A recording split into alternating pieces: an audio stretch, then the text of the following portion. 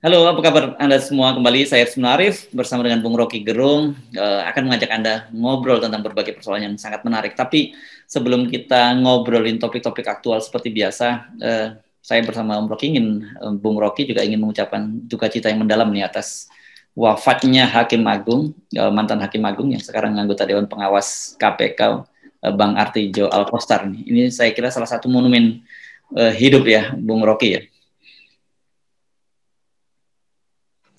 Iya, dan orang selalu ingat kontroversi yang selalu dibuat oleh almarhum yang menaikkan hukuman itu, dan itu jadi problem hukum sebetulnya. Tetapi kita percaya bahwa beliau lakukan itu di dalam upaya untuk menghasilkan terobosan di dalam terutama pemberantasan korupsi itu. Jadi kita berduka dan kita kenal beliau sebagai orang yang lurus jalan hidupnya. Ya, jadi ini memang kalau mengajukan PK atau ke Mahkamah Agung ini yang paling dihindari terutama para koruptor itu ya Hakim Agung Artijo, karena dijamin tidak akan turun tapi makin berat hukumannya kalau ketemu Artijo ini memang momok buat para koruptor gitu. Jadi saya kira di tengah situasi saat ini ketika para koruptor makin merajalela, kita kehilangan besar dengan meninggalnya Bang Artijo Alkostar. Ya, semoga almarhum bersama-sama berkumpul dengan mereka yang juga kita catat sebagai petugas hukum yang bersih, yang tidak terpengaruh dengan politik, dengan suap menyuap. Kita ingat ada Pak Yap Tiam Hin yang lurus, advokat gratisan itu. Ada Pak Hugeng, polisi. Ada juga mantan jaksa Pak Baharudin Loba. Kita mengingat itu sebagai tuntunan moral pada para hakim, petugas hukum terutama, untuk mengikuti jejak itu tuh. Jejak yang memungkinkan bangsa ini tumbuh secara etis. Jadi sekali lagi kita berharap, berdoa agar beliau-beliau yang mendahului kita dijadikan sebagai pedoman moral dari profesi penegak hukum. Yep. Oke, kita sekarang ngomongin juga soal topik yang saya kira paling heboh sekarang di media massa pun media sosial, yakni soal Perpres ini. Ini kita langsung merasakan dampak turunan dari Undang-Undang Cipta Kerja, ya, Omnibus Law, yakni tentang legalisasi industri miras nih di kampung halaman Anda, Manado, gitu, Sulawesi Utara, Bali, Papua, dan juga NTT. Nah, lucunya ini jadi terkesan bahwa dikira kalau orang-orang non-Muslim itu kemudian tukang mabok, gitu. Karena ternyata orang Papua malah ngamuk gitu. Dari Majelis Papua juga marah gitu. Ini saya kira salah paham lagi nih pemerintah menganggap bahwa itu investasinya seperti itu. Ya, itu minuman keras, minuman beralkohol, itu tradisi Nusantara tuh. Karena diperlukan untuk pergaulan supaya lebih lega, tidak ada kekakuan. Tapi juga untuk di tempat saya di Manado itu petani itu dia minum alkohol, terutama di gunung-gunung karena ingin bekerja pagi-pagi. Jadi itu untuk naikkan spirit batin sekaligus mempercepat metabolisme itu. Jadi itu tradisi itu. Dan alkohol juga dipakai di dalam tradisi Kristen yang disebut perjamuan itu. Jadi jangan dianggap bahwa kalau ada tradisi itu maka berarti mabuk-mabuk itu ada juga di dalam kultur itu kan. Kan ini kacaunya cara melihat pemerintah kan. Sama seperti misalnya ganja itu kalau saya naik gunung ke daerah Himalaya itu di ketinggian 3.500 sampai 4.000 itu ladang ganja bisa kita konsum di situ karena itu bagian dari ritus agama mereka itu. Jadi itu biasa, tapi begitu masuk kota Kathmandu itu nggak boleh itu. Jadi bagian ritual itu adalah local wisdom. Nah, pemerintah mengeksploitasi local wisdom itu untuk nutup kedunguan anggaran. Kan ini soalnya kan. Jadi yang mabok pemerintah, yang bakal disalahin adalah rakyat jadinya kan. Kan yang karena mabok dungu, maka dia cari cara supaya nambal anggaran itu. Lalu dilihatlah di Papua boleh, NTT boleh, segala macam, Manado boleh. Masyarakat Papua juga, itu gubernur juga pernah ngamuk dulu karena semua tokoh seolah membebaskan minuman keras. Lalu gubernur siapa itu dulu, Lukas NMB ingin membakar iya, ingin membakar toko itu. Manado juga begitu, Minahasa itu. Berbagai macam kejahatan terjadi karena eksesif di dalam produksi miras yang disponsori oleh kepentingan kapital itu. Jadi minuman keras menjadi problem kita, kriminalitas, karena disponsori oleh kapital. Jadi begitu investasinya dibuka, tidak lagi disebut negatif, ya dengan sendirinya berlaku prinsip pasar, supply creates its own demand, itu supply side economics berlangsung. Jadi begitu ada produksi, maka akan ada promosi itu. Jadi promosi itu yang sebetulnya membahayakan karena kemampuan aparat untuk mengawasi bahkan buruk sekali. Lebih dari itu akan dipakai sebagai cara untuk menjadikan minuman keras itu sebagai konsumsi yang bukan sekedar legal, tapi dimaksudkan untuk menghasilkan devisa. Jadi etikanya itu yang buruk, yaitu mencari devisa dengan memabukkan orang itu. Itu soalnya. Terus ya minum alkohol secara terbatas dengan pajak yang tinggi itu. Tapi bukan pemerintah jangan eksploitasi itu sehingga semua orang dipaksa untuk ambil tabungannya untuk beli miras, kan itu soalnya, atau mencuri. Itu problem-problemnya tuh. Jadi kita pisahin antara isu moral. Kalau dia orang ya itu dilarang agama, itu isu moral. Itu ada orang yang bisa memilih tindakan itu. Tetapi poin saya adalah pemerintah mengeksploitasi local wisdom itu seolah-olah itu dibenarkan untuk jadikan tambang duit pemerintah. Itu buruknya tuh. Oke. Nah, memang kita sepakat bahwa itu bukan persoalan tradisi setempat dan sebagainya, karena seperti dikatakan oleh, saya baca juga datanya, Lukas NMB itu menyebut bahwa 22% kematian di Papua itu akibat miras gitu, dan saya kira ini sama dengan data WHO yang menyebutkan satu dari 20 kematian di dunia itu akibat alkohol.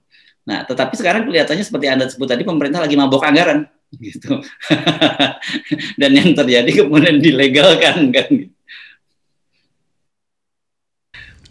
Ya itu turunan langsung dari dulu kita curigai bahwa Omnibus Law itu disponsori oleh korporasi-korporasi besar untuk investasi, termasuk investasi minuman keras. Kan ini jadi kayak zamannya Al Capone itu, yang nanti seluruh masyarakat dikondisikan untuk mabok. Di dalam tradisi politik kita tahu bahwa minuman keras bisa jadi semacam soft power untuk menguasai sebuah bangsa itu. Bikin mabok aja sehingga lupa untuk beroposisi. Bikin mabok aja supaya punah bangsa itu tuh. Jadi tetap poin-poin itu harus dihitung sebagai variabel buruk dari legalisasi, bukan segera legalisasi, tapi mengundang investasi besar-besaran. Kan nggak mungkin investor itu dia anggap oke, nanti kita batasi produknya hanya buat kota ini. Enggak, dia mau dapat untung, karena itu dia akan lakukan promosi habis-habisan itu.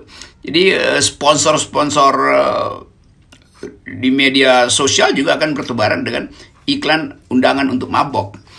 Kan itu soalnya.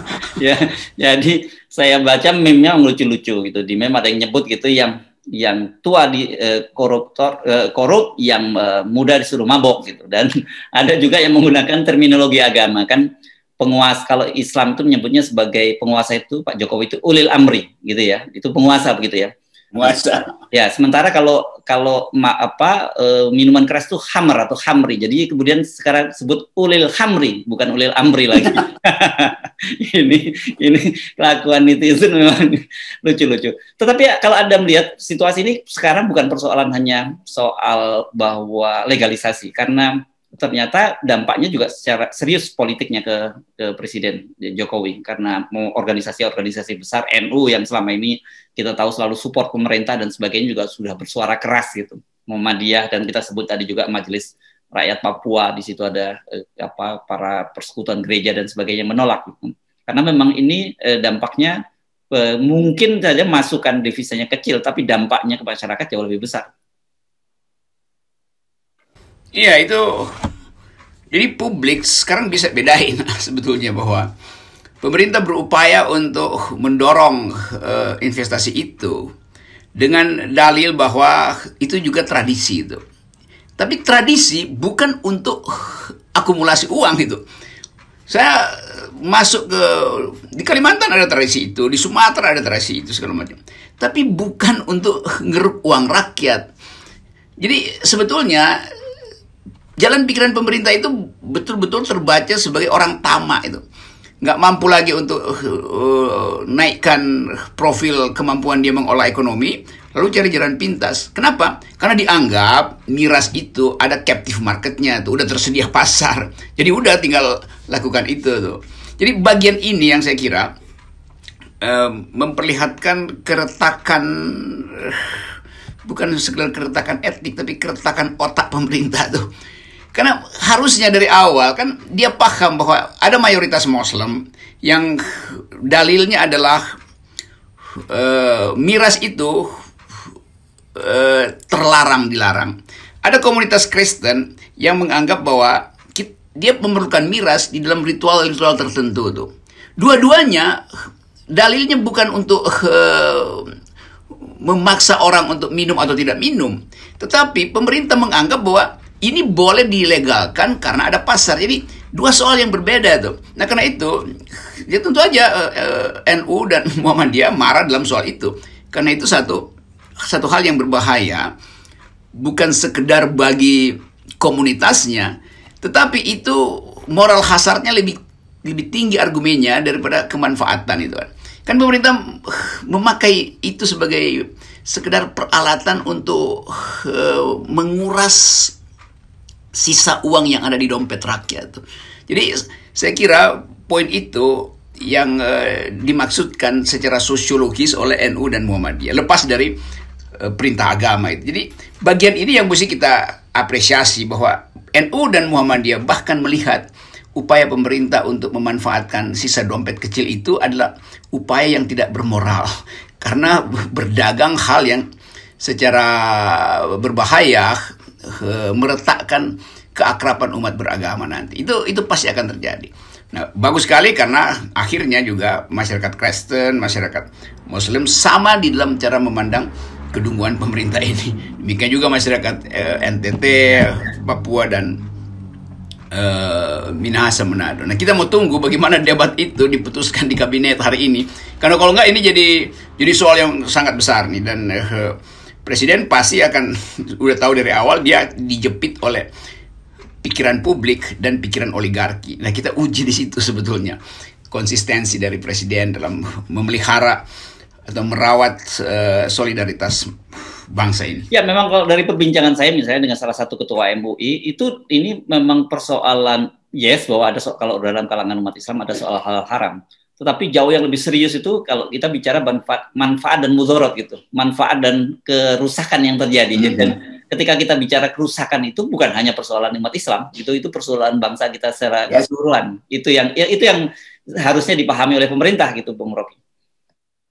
Ya, itu saya kira itu poin benar, dan pers mesti sorot bagian itu supaya tidak mendua cara publik melihat itu, seolah-olah ini ada pemihakan pada satu komunitas yang lain tidak dipedulikan. Jadi bagus betul kalau ini jadi isu bersama, ditagarkan, lalu kita sama-sama menuntut supaya Perpu itu dibatalkan, bahkan dihilangkan dari Omnibus Law yang udah keburu ada pasal itu, dengan argumen sosial tadi itu, bahwa ini adalah satu proposal dari pemerintah yang dungu sebetulnya. Dungu dalam membaca kepentingan mayoritas yang basisnya adalah agama, dungu di dalam mengeksploitasi tabungan rakyat yang seharusnya dia pakai buat beli vitamin, sekarang dia pakai buat beli miras kan itu soalnya tuh. Nah, ini kan sebenarnya kita sudah menduga sejak awal dengan ada undang-undang Cipta Kerja, dan kemudian juga ada krisis anggaran dan soal APBN kita yang tidak berimbang. Tapi kita tidak menduga kalau kemudian kesannya itu pemerintah kalap banget gitu, sampai hal-hal yang begini masuknya gitu, Bung Rocky. Iya, saya anggap ini satu jalan lurus, logika lurus dari kedunguan kebijakan. Dia akan berakhir beginian. Nanti ada lagi perpu lain yang berupaya untuk mengintip mana sebetulnya yang menjadi kebiasaan rakyat itu. Nonton video porno, oke, kalau begitu diproduksi video porno tuh. Jadi pemerintah membaca algoritma pembicaraan publik lalu ambil kesimpulan yang seolah-olah nggak ada beban sosial, nggak ada beban kriminalitas, apalagi nggak ada beban moral tuh. Jadi ini soalnya tuh, supaya clear lah di dalam publik. Nanti satu waktu saya terlihat minum wine misalnya, lalu dianggap saya pro kebijakan pemerintah, lalu dianggap, nah itu saudara Rocky Gerung lagi minum wine itu. Padahal bukan itu poinnya. Jadi sekali lagi ini pemerintah yang nggak masuk akal itu, yang dompetnya kosong lalu mau ngambil dompet rakyat, kan ini poinnya kan. Ya. Oke, jadi artinya sebenarnya kita tidak perlu kaget ya kalau kemudian muncul kebijakan semacam ini lagi ya di dalam beberapa hari ke depan. Iya, orang kalap itu dia keluarin aja seluruh ambisinya itu tumpah di publik. Tapi saya justru enak-enak aja melihat satu persatu seluruh analisis kita akan tiba pada kesimpulan bahwa pemburukan kekuasaan terbaca dari kebijakan-kebijakan yang dia keluarkan hari-hari ini. Itu yang kita sebut selalu sebagai political decaying, pembusukan politik di dalam rezim.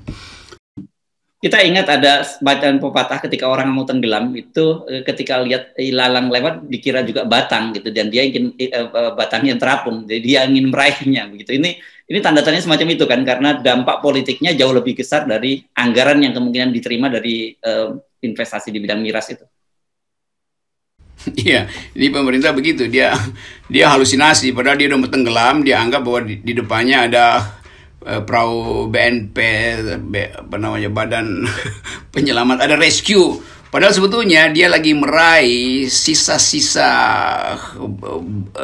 sampah yang dia tebar sebetulnya. Jadi sampah itulah yang akan mengapungkan kekuasaan. Apalagi kekuasaan lagi berharap untuk dapat dukungan supaya 3 periode. Jadi kita masuk lagi di dalam jebakan-jebakan politik gitu. Dan 3 periode kekuasaan itu artinya 3 periode kedunguan. Nah, kedunguan yang barusan diperlihatkan adalah legalisasi investasi untuk menguras moral publik supaya miras itu bisa diproduksi itu. Jadi sekali lagi, janganlah pemerintah yang mabok, rakyat yang akan dikriminalkan nanti. Baik. Jadi sekali lagi, pisahkan antara argumen moral, argumen sosial, dan argumen local wisdom dalam soal minuman beralkohol. Iya, ini karena yang ngomong local wisdom nih orang Manado, jadi ini cukup kredibel lah yang kita dengarkan. Ya, ada pepatah Latin, in vino veritate. Di dalam anggur ada kebenaran itu. Artinya kebenaran di dalam upaya untuk menghasilkan kesetaraan di dalam berargumentasi. Karena orang yang minum wine itu kan argumennya jadi setara, nggak ada beda lagi antara penguasa dan si tertindas. Tapi itu adalah sesuatu yang bersifat sosial. Jangan sampai istilah itu diplesetkan sehingga seolah dalam anggur ada kedunguan gitu, di dalam alkohol ada kedunguan. Nah, itu bagian dari pemerintah tuh. Yes. Nah, sebelum kita akhiri perbincangan ini, saya cuma mengingatkan pada para buzzer, kalau kebetulan Anda nonton ini, jangan baper dulu. Kita ini menjalankan permintaan dari Pak Jokowi dan juga Menteri Sekap untuk melakukan kritik, bahkan kritik yang sangat pedas terhadap pemerintah. Itu penting dicatat, Bung Rocky ya. Ya, kalau kritik politik itu pasti kritik yang harus memabukkan tuh. Jadi memabukkan supaya terbuka kebenaran itu bahwa pemerintah menyembunyikan dalil akumulasi melalui investasi minuman beralkohol ini. Jadi hati-hati dengan persembunyian kedunguan di dalam rezim hari ini. Karena mereka sedang mabok anggaran. Pemerintah sedang mabok anggaran. Oke, terima kasih, Bung Rocky. Yes.